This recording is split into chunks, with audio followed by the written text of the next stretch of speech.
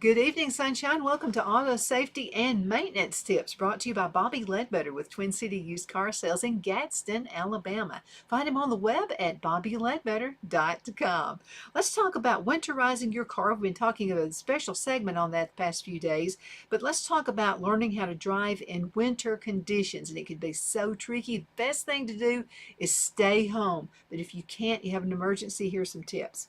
Okay, now what gear do you need to drive in on snow and ice? You really need to have some chains on the tires. Now, us folks in the South don't depend on that because we don't get that much snow and ice, but try to keep some in the car.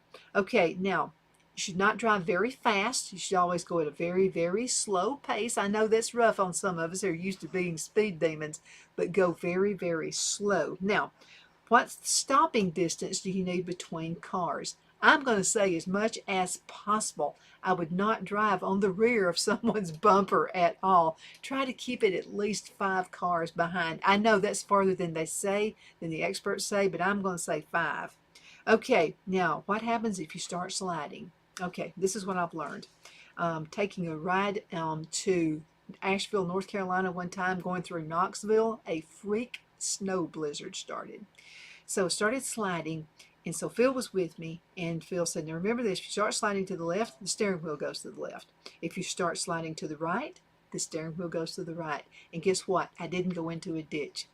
Thank you so much for watching Auto Safety and Maintenance Tips, brought to you by Bobby Ledbetter with Twin City Used Car Sales in Gadsden, Alabama.